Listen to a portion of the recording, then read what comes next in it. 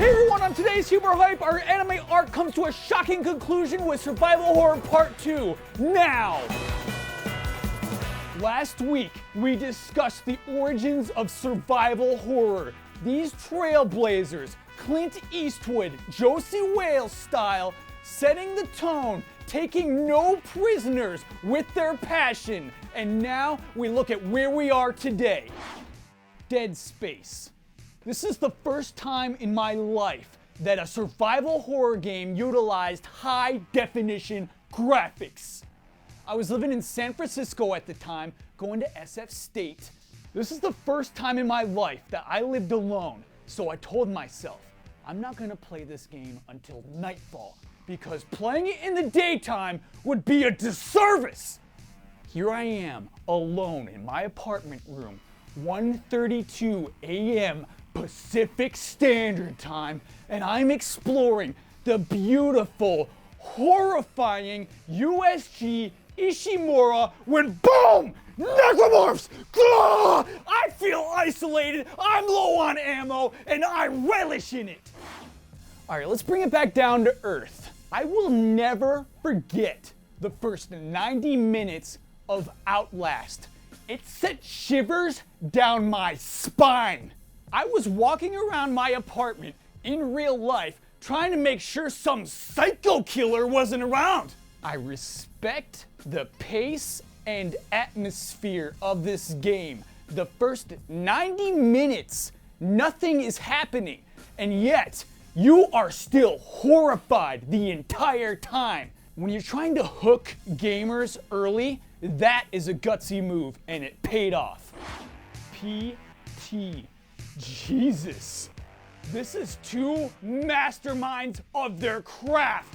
Hideo Kojima, Guillermo del Toro, working together, fusing as some sort of tag team made in heaven, like Ben and Jerry, only instead of delicious ice cream, this is the most amazing video game experience ever on a console. This transcended reality. I don't want to talk about it anymore. Just a few short months ago, we were given the gift from the heavens, that is, the evil within. After spending 9 years away from the genre he helped define, Shinji Mikami returns to his roots. Elements of Resident Evil and Resident Evil 4 are palpable in this love letter to the genre. It's unforgiving, brutal, and tense. Ammo is limited, and you are never safe.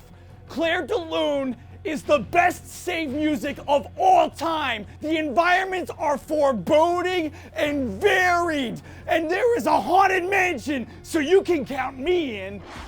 So that's it. Survival horror, obviously a genre that means a lot to me personally. And as we found out last week, it means a lot to you personally as well. I got a few comments that I picked out. This one's from Surf Spider.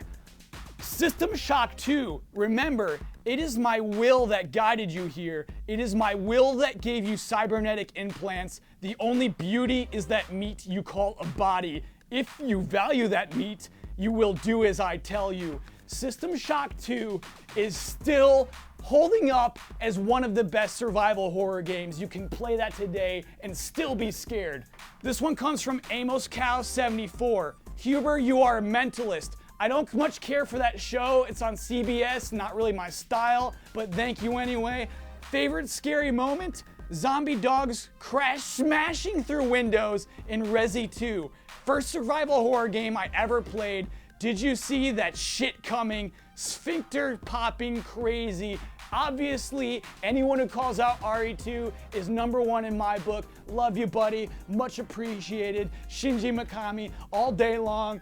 Survival horror, my game. Let's continue. This next one comes from Sean.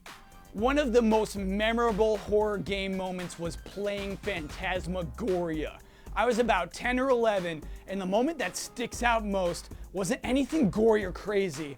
I think it was early on in the game, and the lead girl is lying on a couch. These creepy hands start grabbing her face, and they suddenly suck her into the couch again.